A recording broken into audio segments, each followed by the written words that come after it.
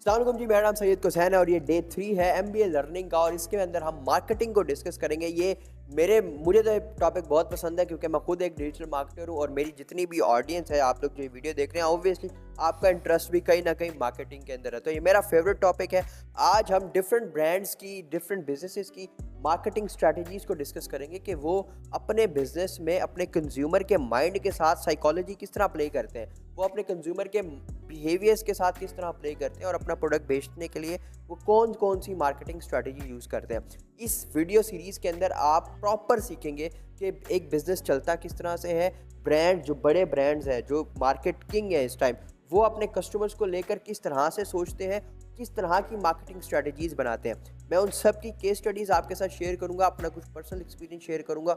इंशाल्लाह इस सीरीज़ के एंड में हम लोग आप लोगों के बिजनेसेस को भी डिस्कस करेंगे। आज का हमारा टॉपिक मार्केटिंग स्ट्रैटेजी का है। आपका बिजनेस तब ग्रो होता है जब आप अपने कंज्यूमर की साइकोलॉजी को समझ जाते हैं। आज हम देखेंगे कि कैसे इंटरनेशनल ब्रांड्स अपनी मार्केटिंग स्ट्रैटेजीज को यूज करते हुए अपने कस्टमर्स के साथ एक इमोशनल रिलेशन बनाते हैं, अपने कस्टमर्स को अपनी तरफ अट्रैक्ट कर लेते हैं। एक रिसर्च के मुताबिक 72% कस्टमर्स सिर्फ उन्हीं ब्रांड्स के साथ ही चलना पसंद करते हैं जो उनको पर्सनल लेवल पे खुद के साथ कनेक्ट कर लेते हैं, इमोशनल लेवल पे खुद के साथ कनेक्ट कर लेते हैं और वो उनके साथ लॉन्ग टर्म चलते हैं। चलते हैं हम अपने आज के टॉपिक की तरफ। आज का हमारा पहला टॉपिक है कंज्यूमर पर्सोना की पावर। मार्केटिंग का सबसे पहला स्टेप ये है कि आपने अपने कंज्यूमर के पर्सोना को समझना है। अब मैं आपको इसकी एक परफेक्ट एग्जांपल देता हूँ, जैसे कि रोलेक्स। अब आपने नोट करें कि रोलेक्स घड़ी कौन पहनता है? जिनके पास ज़्यादा पैसे होते हैं, या वो इंस्पायरिंग लोग होते हैं, या वो हाई अचीवर्स होते हैं, वो लोग अब रोलेक्स पहनते हैं, या वो लोग पहनते हैं जो ऑब्वियसली ज़्यादा स्पेंड कर सकते हैं अपनी इन जैसी चीज़ों के ऊपर। हार्वर्ड बिजनेस रिव्यू के मुताबिक लग्जरी ब्रांड की 60% सेल एक्सपायरिंग लोगों से होती है। रोलेक्स की मार्केटिंग की मैं आपको एक और एग्जांपल देता हूँ। डेविड है जो कि यंग अचीवर है, हर प्रोजेक्ट को लीड करता है, बहुत ज़्यादा हार्ड वर्क करता है। एक दिन एक बोर्ड मीटिंग के अंदर चीज़ें डिस्कस हो रही थी, वहाँ पे रॉबर्ट जो कि मैनेजर था उस कंपनी का, उसने डेविड की प्रमोशन की अनाउंसमेंट की। सब हैरान हो गए कि भाई कौन है डेविड हम में से और किसकी प्रमोशन की बात हो रही है। तो देखते ही देखते एक लड़की जो है उस बोर्ड रूम के अंदर एंटर हुई। जब वो उस बोर्ड रूम के अंदर एंटर हुई तो सब हैरान हो गए कि ये तो आगे से लड़की थी। डेविड जिसका नाम था वो एक लड़की थी। तो यहाँ से इस एड का एक कॉन्सेप्ट बनता है कि अचीवमेंट किसी को भी मिल सकती है।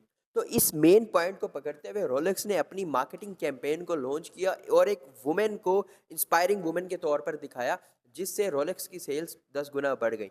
तो उस उनका जो मेन गोल था और मेन मैसेज था वो ये नहीं था कि अचीवमेंट क्या होती है, उनका मैसेज ये था कि अचीव कोई भी कर सकता है, चाहे वो मेल हो या फीमेल हो। तो इस कैंपेन का मेन टाइटल था change the way you look at success, she is unstoppable. Search कहती है कि ब्रांड मैसेजिंग अगर इंक्लूसिविटी और इंस्पायरेशन को ज़्यादा हाईलाइट करे तो उसका इम्पैक्ट 80% से ज़्यादा होता है।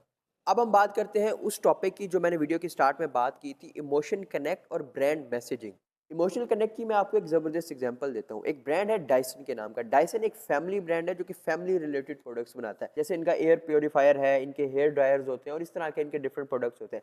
अब ये हुआ कि डायसन की जो टारगेट ऑडियंस है ना, वो पेरेंट्स है। वो पेरेंट्स को टारगेट करता है क्योंकि पेरेंट्स जो होते हैं वो सबसे ज़्यादा कह लें कि हेल्थ कॉन्शियस होते हैं और सेफ्टी कॉन्शियस होते हैं। इसी सिचुएशन को लेते हुए डायसन ने एक ऐड बनाया जिस ऐड के अंदर उन्होंने मदर को हीरो दिखाया। इसी तरह से डायसन ने एक ऐड बनाया जिसमें उन्होंने एक सुजैन की स्टोरी दिखाई। सुजैन जो है वो बेसिकली एक हाउसवाइफ थी और वो अपने घर में डायसन का एयर प्योरीफायर यूज़ करती थी, जिस बेसिस के ऊपर उसका हस्बैंड और उसकी जो मदर इन लॉ है वो उसको क्रिटिसाइज़ करती कि ये तुम क्या कर रही हो। लेकिन उसका जो फादर इन लॉ था वो उसको सपोर्ट करता था। उसके फादर इन लॉ ने ये बात की कि ये ओवर प्रोटेक्टिव नहीं है, ये हेल्थ को इंश्योर कर रही है। She is not over protective, she is ensuring the healthy future. ये एक स्ट्रॉन्ग इमोशनल कनेक्ट स्टैब्लिश करता है। स्टडीज़ कहती हैं कि 70% से ज़्यादा पेरेंट्स अपनी शॉपिंग डिसीजन के अंदर सेफ्टी और वेल बीइंग को ज़्यादा प्रायोरिटी देते हैं। अगर आप अपने बिजनेस के लिए एक मार्केटिंग फनल चाहते हैं, एक डिटेल्ड डॉक्यूमेंट जिसमें स्टेप बाय स्टेप आपको गाइड किया जाए कि आप अपने बिजनेस के लिए मार्केटिंग फनल किस तरह बना सकते हैं, तो इस वीडियो के नीचे आपने फनल टाइप करना है। मैं आपको वो डॉक्यूमेंट पर्सनली इनबॉक्स कर दूंगा। इसी के साथ हम बात करते हैं विजन बेस्ड ब्रांडिंग की। मैं आपको रेलेवेंट एग्जांपल एक और भी देता हूँ। डिजिटल नेक्स्ट यानी कि मेरी कंपनी हमेशा से विजन बेस्ड ब्रांडिंग करती है। डिजिटल नेक्स्ट स्टार्ट एक कंपनी हुई थी लेकिन अभी एक तहरीक बन गई हुई है, लोग इसका हिस्सा बन गए हुए हैं।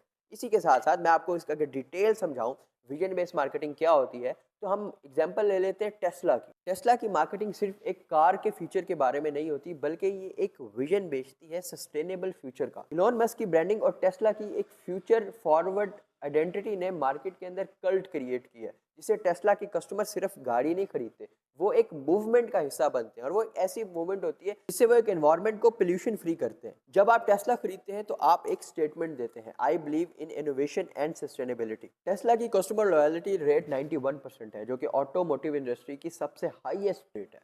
मोरल ऑफ द स्टोरी ये है कि एक बिजनेस जो है वो एक प्लान ट्रिप की तरह होता है। प्लान तो बहुत अच्छा होता है, लेकिन हर प्लान भी सक्सेसफुल नहीं हो पाता, हर प्लान भी अपनी मंजिल तक नहीं पहुंच सकता। इसी तरह से अगली वीडियो के अंदर हम डिस्कस करेंगे कि कौन सी मार्केटिंग स्ट्रैटेजी सही यूज़ होती है, कौन सी मार्केटिंग स्ट्रैटेजी गलत यूज़ होती है, और कौन सी मार्केटिंग स्ट्रैटेजी आप अपने बिजनेस के अंदर इस्तेमाल करके अपने बिजनेस को ऑप्टिमाइज़ कर सकते हैं। अगर आपको एक डिटेल्ड फनल डॉक्यूमेंट चाहिए जिसको आप अपने बिजनेस के अंदर अप्लाई करना चाहते हैं, तो इस वीडियो के कमेंट सेक्शन के अंदर आपने फनल टाइप करना है, मैं आपको पर्सनली वो डॉक्यूमेंट सेंड कर दूंगा। अपना बहुत सारा ख्याल रखिएगा, मिलते हैं कल एक नई वीडियो के साथ।